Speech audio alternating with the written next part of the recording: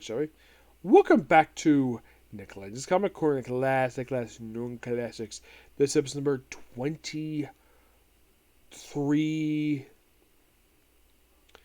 I believe it's 21 and Doubleshot number 2215. Now, I got more Masterworks information, which, by the way, the next one after this one is going to be the last one discussing before I do something else. And I'm also discussing an actual X-Men graphic novel that was released that most of what serves as basically fill in the gap issues, which I'll get to what that is. First one we have is Marvel Masterworks, The Amazing Spider-Man, Volume 22, which collects issues 224 to 237 and annual number 16. Yep. Now, as of the cover, yes, I'll talk about that. So, we have Roger Stern and Jim Jee as your main people on this book. Roger Stern does pretty much all the issues here except for 228. He does not do that one. We have Jen Starnet does that one. 237 is co-written by Bill Mantlo. John Romita Jr. is kind of the same with him too, where he does pretty much all the issues in this book except for issue 228 and 237. 220 is done by Rick Nardi, and Bob Hall does 227. John Romita Jr. does do the annual. Now, this book covers the period of January 1982 to January of 1983. Now, yes, we're kind of started into Roger Stern's run. 224 is basically, it's a return of basically the Vulture. Yep. And we see, someone named Ned Lasky, I believe his name is, a guy who ended up actually dating Aunt May. And I think this was his debut, because he got killed off almost like just a little over 100 issues later in this very book. He got killed off during the Sinister Six drawing by the Vulture himself. Yeah, this is a guy who dated Aunt May briefly, and, then he goes off Vulture. Yeah, it's like a brief return to the Vulture in this issue, which is quite nice.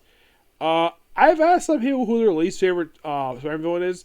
A lot of the time, people say for their least favorite Spider-Man villain, it's the Vulture. But for me, it's Meteor Man. I hate Meteor Man. I think he's one of the worst villains. Then 225, for some strange reason, we have Spider-Man versus the Foe Killer. You're thinking, what? The Foe Killer? I think this was the original one. Let me see here.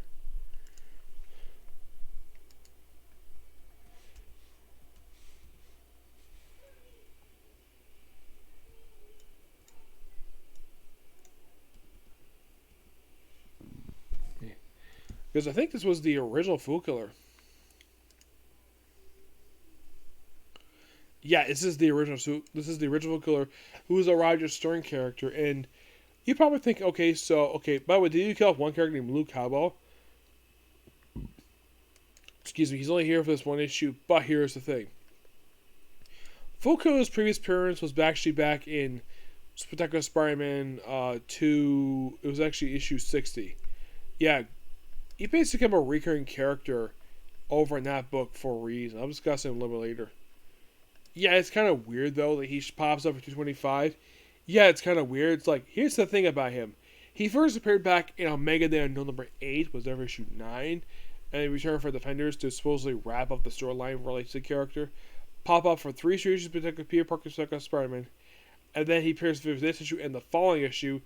Then had the Captain America issue, which, by the way, was released in 1986. And after that, his next appearance was until 1990, 4 years later, where he's got his own solo book. Yeah. And after the book wrapped up, he popped up for one issue Mark Harper Presents, and then next appeared in Deadpool. He's appeared sporadically over the years. His most recent appearance was actually King in Black Thunderbolts. Yeah, so the whole thing with the Fool Killer, if you don't know anything about this guy, he's all up proclaiming he's a fool. I'm gonna kill. Yeah, Fool Killer is basically known for killing fools. Mostly put, you could say he's an early prototype of Scourge, the Underworld, but mostly put, he kills very obscure characters. Heck, there's one version that was actually killed by the Man-Thing. No, seriously, Man-Thing kills by touching him. And then the very next issue, 26, we have the return of the Black Cat. Yep, who's here for this issue, and I believe the following issue. It's a 2-part return for her, and then she disappears again. after her apparent defeat. And these early issues were actually like in Spider-Man versus Black Cat trade. Mm-hmm. And she supposedly dies, and then we have the Murder by Spider. This also name of a trade, believe it or not. Yes, a trade. Yeah. It's a trade I always wanted to get my hands on, but I never got a chance to because the trade was very difficult to get my hands on, so. This, I believe, is mostly just a standalone issue. We have Spider-Man just deals with various stuff here. There's not really a lot that happens in 227. Not really. Like, is there, like, actual main villains issue? X228. No, not really. It's mostly put basically a character called Murder by Spider, who appears as one issue. And then we have, I've been wanting to talk about this one here. Let's see, let's go 229. We have 229, 220. First, we have the Return of Metal, and we have round 1 of Spider-Man versus the Unstoppable Juggernaut. Yes, in this two-parter known as Nothing Can Stop the Juggernaut, which they did in a title sequel to this, also by Roger Stern, as part of the Grim Hunts, as part of the Gauntlet storyline, or called Something Can Stop the Juggernaut. And this is actually the first of 3 rounds Spider-Man has with him. He next appears after this in the final issue. He fights Spider-Man again in the final issue of Marvel Team 50. 150, and then he fights him again in the 90s. Excuse me. And then after he doesn't fight him again until just like a decade ago. Most Madam Web summons. Now, Madam Web was actually last seen back in Amazing Spider-Man 216, which was actually her third appearance. The Juggernaut was actually his last seen in Spider-Woman number 38 with Black Tom Cassidy. And this is an excellent two-parter. I love it. I love the cover. I'm not really a big fan of Tommy Jr., but I do love his cover here. It's amazing. And then pretty much right after this story, he later returns the pages of McKinney X, which I talked about the issue already. We fought Colossus. It's an excellent two-parter. I do recommend checking it out. It's awesome. Then we have 231, 232, Spider vs. Cobra, Mr. Hyde. Yeah. That's awesome. And then we lead into 233. Which, by the way, part of this issue, the last appearance of the Tarantula was actually back in Peter Parker, the Psycho Spider number 3. That was back in 1950. This was released 6 years later, and he's here for this very story. He's here from 233 to 237, where he dies. And we also return of Will-O-the-Wisp in the storyline, who was last seen back in Peter Parker, the Psycho Spider-Man number 57. Yeah, it's like we gotta fill in some gaps here because this one, yes. So they take him on here. It's all about the brand corporation stuff, and this is an excellent story. I love it. And there was Raxon. It's an excellent storyline that wraps up with issue 236, which has the death of the original Tarantula. He dies. And he stays dead for a long period of time. Well, kind of anyways. Excuse me.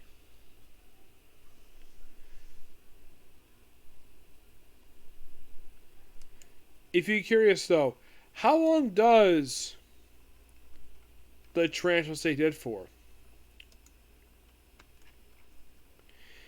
After this very issue, apparently popped up in The Prowler Volume 2, Number 1. Yeah, he gets resurrected thanks to New You technologies. Yeah, thanks to Clone Conspiracy. And after Clone Conspiracy wraps up, guess what he does after this? Well, once that story wraps up, then he pops up an issue for Iron Fist. Yes, Iron Fist. And then he becomes part of Amazing Spider-Man when Nick Spencer writes it. Part of the, well, he does appear in the storyline Lifetime Achievement arc. Then he appears from 16 to 23 as part of the Hunted story arc. Yep, the Hunted. An excellent story arc. Nick Spencer's amazing in the book. Appeared in One Absolute Carnage vs. Deadpool. He appeared as a supporting character in the Amazing Spider-Man Mary Jane series, which got canceled only six issues. Yeah. Because he's here, because he's part of the Savage Six. And then he appeared for Amazing Spider-Man 70, and then he appeared for Sinister War, and that's been pretty much it for him. So with this book in particular, I've covered all of his appearances except for his solo appearance. I don't think I've covered solo appearances in Captain America, but yeah, this actually is one Spider-Man villain who has stayed dead for a long period of time. He stayed dead for, oh my gosh, like, I think it was like 34 years the guy was dead for. Mm-hmm. But wait, you might ask, what about issue 237? Well, that's something else altogether. By the way, they did collect this story in, I think it was Mark of the Tarantula, which started, I think it was 233. It just was 4 issues. And then for 237, you have Spider-Man versus the Stilt Man. Yes, the Stilt Man, who last appeared in the issue of Daredevil by Frank Miller. And you're thinking, okay, what about the annual? The annual is a classic annual to discuss. Because I can find it here. Next time here.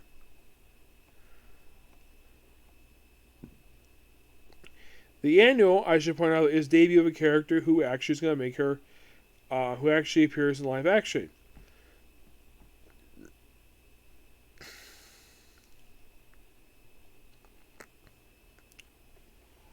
By the way, you could kind of say that the whole Mark of the Tarantula story is a follow-up to a story in Peter Parker's Second Story. It was one of those rare occasions where they actually follow up what's like from Second Story and made it amazing.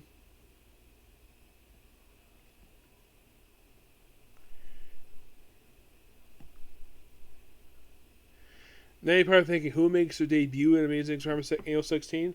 Well, you're about to find out when I show it here. By the way, the Stilt Man, whenever he shows up, he's always picked as an older guy. Yeah, for some reason he does. I have no idea why the heck this is. Okay, so here's the annual cover. You're probably thinking, who is that? Well, we have the comic book debut of This is Monica Rambeau. You're probably thinking, that name sounds familiar. Is this going to appear in the Marvels? Yes, because this beautiful woman is the second Captain Marvel. And this issue is her debut and how she got her powers. It's shown that she's a very good fighter. We see her costume. Well, not fully anyways. You don't see the front of it.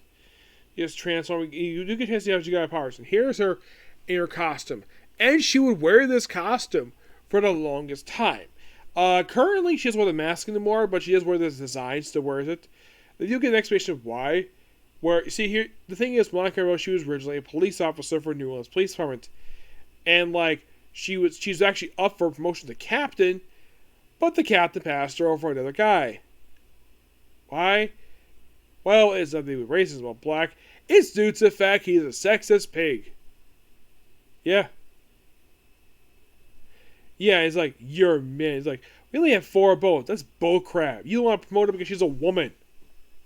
Yeah, here's her line response. It was like, I was better qualified than any of the men you even chose. Why was I passed over? You must know it's because our methods are too unorthodox. I go by the book, Monica, and I expect my men to do the same. You're men. That's the real issue, isn't it? You don't want to see a woman in charge of a police boat. I'll pretend to hear the accusation, Rambeau. Dismissed. Yeah. So then we see her go undercover, deal with this oil tycoon. We see her put on this very sexy bikini. Yep. Yes, Roger Stern did create this character. I'm going to be curious how he feels about the character's live action debut. So then you see her put on the costume and see her kind of get her powers. At one point, her powers go under control.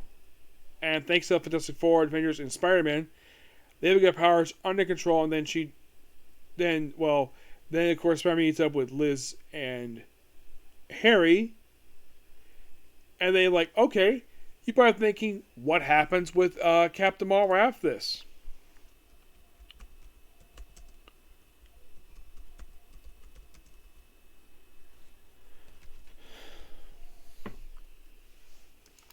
I think she later joins the Avengers. Yep. She joins the Avengers with 227. And because Roger Stern created the character, of course he's basically out of the group. If you know currently what she's known as now, she is known as Photon. She's maintained the same eye symbol she's had for years, but she's not kept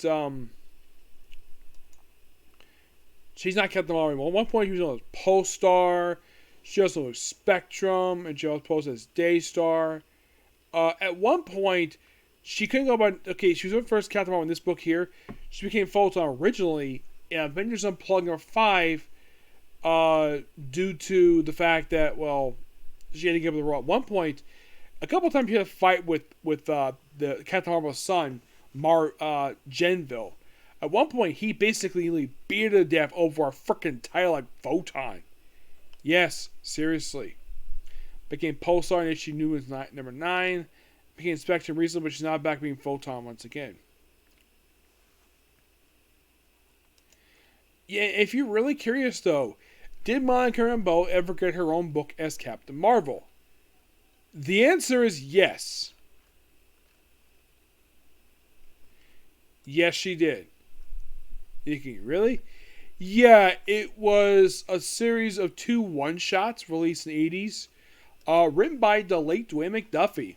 Yeah, she actually did the book when she was part of the Avengers. Basically, let's see, where is the book here?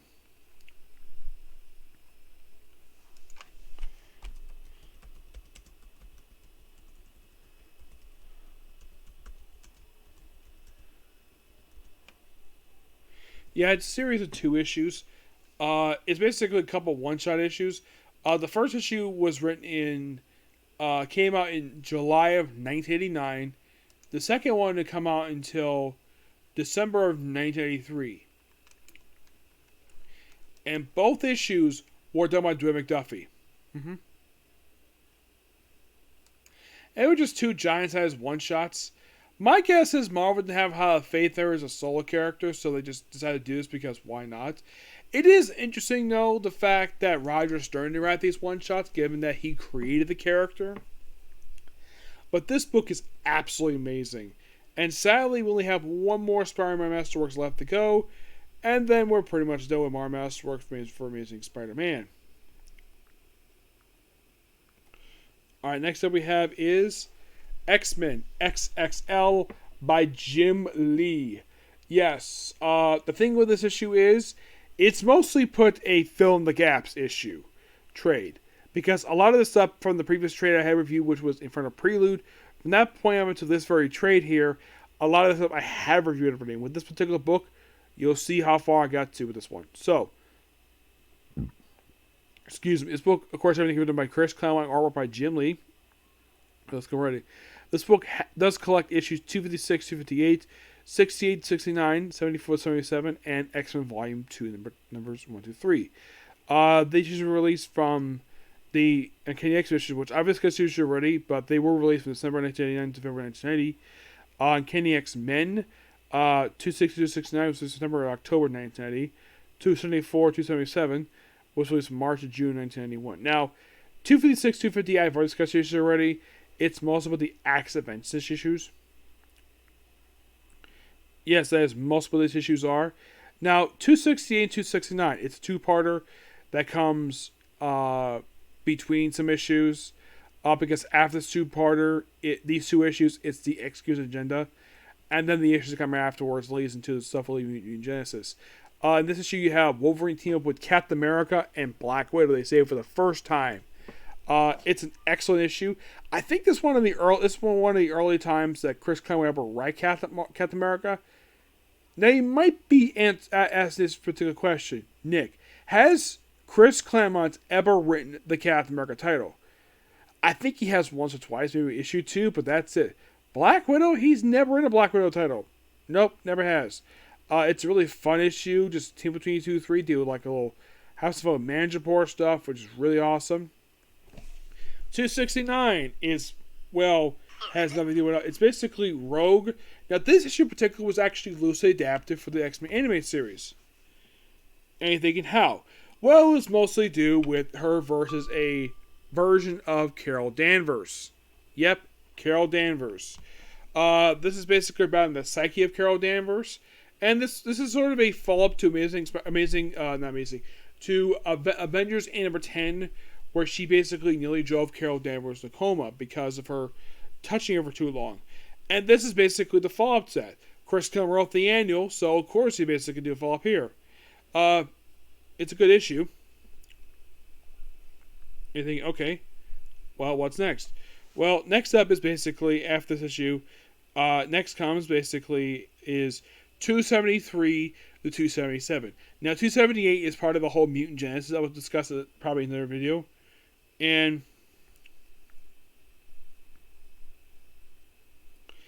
it's also with Magneto as well in this issue, because why not?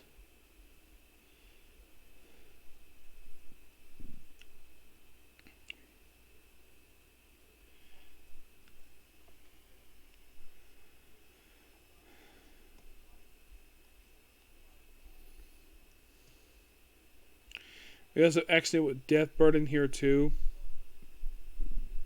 Excuse me. Yeah, in the case of X-Men 2, it's like for 274 to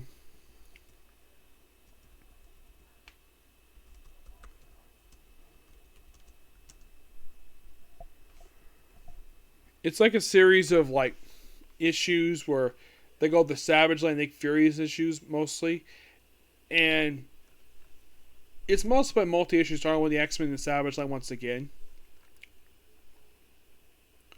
We also have a death of a character named Zaldine. Yeah, she was a character first appeared in Astonishing Tales. At one point, this woman claimed to be the sister of Polaris, but that proved not true. We also see the death of Colonel Yuri Sonoviev. Yeah, he gets killed off too. That's the only death we have here. Mostly put is basically like first issue Savage Land stuff, and of course we do more Savage Land stuff in 275. In 276, mostly put Xavier joins the roster, has been gone for a while, and then basically fighting a bunch of Skrulls. Then 277 mostly put it. By the way, the X-Men's already in training uniforms. They have this basically yellow. It's like a precursor to what Jim Lee would draw them later. And then the Host, which basically they're fighting here, they disband after the two just for a few appearances. Yeah, basically a bunch of War Skrulls. Mm-hmm. Yeah, they'll fight the Paragar as well in here. Mm-hmm. Yeah, but that's pretty much it to discuss here. We do experienced by Leela Cheney, who's best to describe her. She's like a singer version of Adam Strange. She gets transported to alien planets, sings for an alien world. She is an Mutants character, and she's a Chris Claremont creation. She's appeared sporadically over the years, and she recently appeared in the Extreme X-Men miniseries Chris Claremont did just recently. Yep. But yeah, not much to say about these issues. They're all awesome. Love them. Give this book roughly I'm going to give it a 10 out of 10. It's awesome. Okay, so also this book in particular, excuse me, I've now reviewed issues 1 to 277. With the next book, it will be a lot more. Yeah. Basically, with next book, when I get a chance to, it will be Mutant Genesis. I'll review a lot higher than that. Basically, close to a big number. Well, you find out soon later, okay? We're wrap up here. So I'll see you all later from another Comic Corner, okay? Bye.